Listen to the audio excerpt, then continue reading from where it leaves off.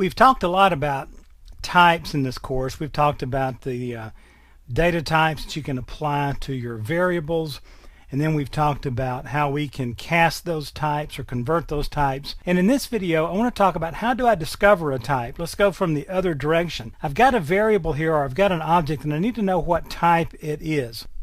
Well, as it turns out, the question of what's your type, isn't that clever, is answered in C++ by the type ID operator.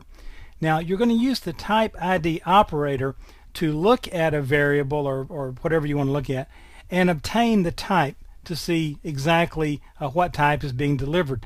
Now here's the syntax you're going to use for that.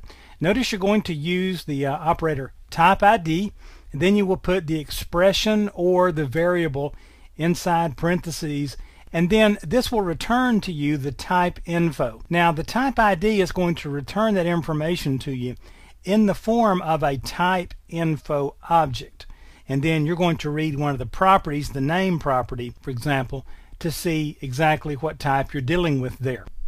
Now there's an example in the work files folder called type info, and if you open that project up you will see it. Now I'm going to do the type info project in a total separate video, and that is going to be a video entitled Discovering Types Example, and we'll just do a very quick basic little example to show you how to use type ID operator to find out the type of something that you may not already know. Alright, so look for that example out there, look for the video type info, you'll see how to build it, how to code it up. But it is possible to figure out what type a particular object is, and join me in Discovering Types Example movie, and we'll take a look at that. Welcome to the Discovering Types Example video. Now in this movie I want to go through the process of using the type ID operator to show you how to discover the type of a variable. Pretty straightforward, very simple example. I want you to get your head around what's going on with this. Alright, so notice here I have opened Visual C++ 2010 Express, and keep in mind, haven't mentioned it in the course very many times, but once you have installed this from Microsoft's site, if you click on Start and go to All Programs, you will see Visual Studio 2010 Express, and there it is right there. Okay, so click on that, it'll get you to here.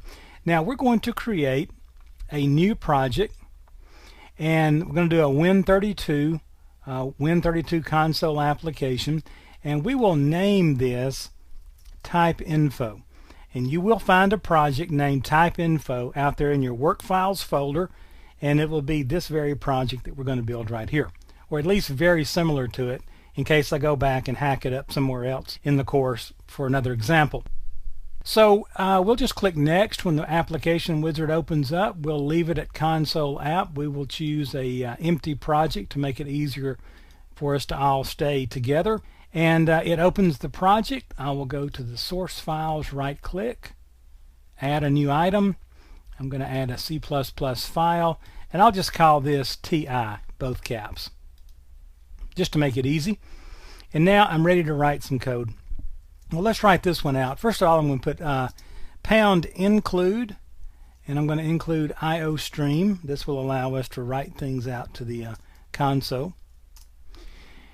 And then I'll come down and input my integer main, the starting point for C++ programs, and then I'll close that out. Now we're actually ready to write some code. So the first thing we want to do is create a variable called a of a type integer, and I'll set that equal to 34, and then I'll create a double variable called b, and I will set that equal to 2.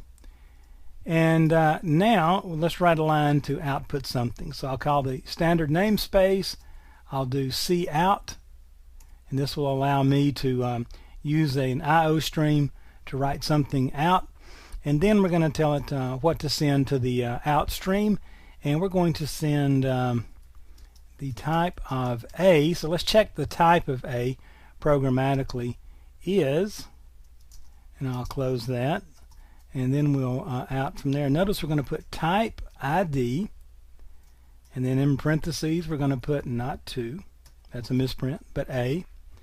Then we're going to call the name method of that, And those we'll call a method just like that. And then we will close our command out. We're going to pass it an end line so that it knows that we're done, and then we'll put a semicolon on there. Okay, now to save you the time and the torture of watching me type and try to talk, I am going to jump down and just copy that, and we're going to make this one B, and we'll make this one B. So notice we're going to get A and B, so we'll see the types of those.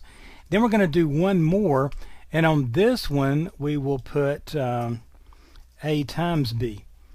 All right, and then right here we will put A times B. Now notice what we're going to get here. We're going to get three separate lines when we run our program. We're going to get the type of A, and it should be integer. The type of B, it should be double. And the type of A plus B. Now that's interesting. If it runs A times B, it's going to have to convert one of those, and it's going to have to pass us back a result. What type is that result going to be? All right. This will answer that very important question, right? And then let's come down here and let's just tell it return 0 if everything's okay. All right, so if I've done everything correctly, I'm going to run this. That will compile it. It'll actually run the application, but all I'm trying to do is compile it here. Then we're going to jump out to the actual folder and check it out. So notice we got a code 0 here. We're okay. That did all right. So now I'm just going to go out to my drive, and I will go into Documents, and then I will go into Visual Studio 2010, go into Projects, and there's my Type Info project. And then if I look right here in Debug, you will notice there's my executable. So I'm going to back up to that folder, hold down my Shift key. I'm in Windows 7, so I'll hold down my Shift key, right click on Debug, and say Open Command Window here.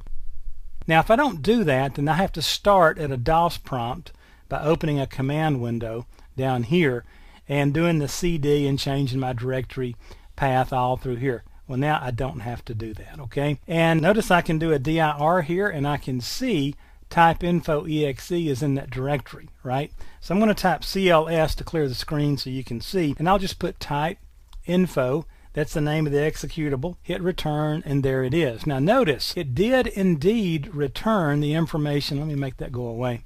Notice the type of A is, and right here it is, the type of A is integer.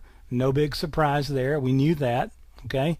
Let me get that back up here. The type of B is double, and that's coming from this line right here. All right, no big surprise. We knew that right here. And then notice the type of A times B. What's it going to return? Well, notice it's going to be a double. And the reason it's doing that is double is the larger of the two data types. And if it goes down to integer, it could lose something. So it's going to convert the result out to a double. And so in case it needs that much space. All right, so that is how to use Type ID. Very simple, very straightforward, but just wanted you to see it. You will see this quite a bit out there in programming. Yet another choice that you have when you're determining the data types to assign to your variables, you also have this tool called the auto type. All right. Now the auto type is one in which the compiler will figure out which type to assign. Now this is a much more sophisticated version, if you will, of the old variant data types that we saw in VBScript and in VBA, Visual Basic for Applications, and those kinds of things. But this is obviously a lot more complex than that. But auto is a keyword. It's not really a type. It is a keyword that tells the compiler to do something with the data type on an integer. Now here's a good example of this. Normally, if we wanted to create this variable called x, and we wanted to load it with a number like 16, we would have given it a data type here of int for integer. But very easily we could have just put auto x equals 16, and in that instance the compiler would set the type of x, or the data type of x, to integer, because it would have looked at it and said, hey, wait, dude put an integer in here, so we'll just set the data type to integer. Notice if we use auto x equals 3.14159, you fans of pi will recognize that. The compiler will set the type of x to a double to hold that decimal fractional number.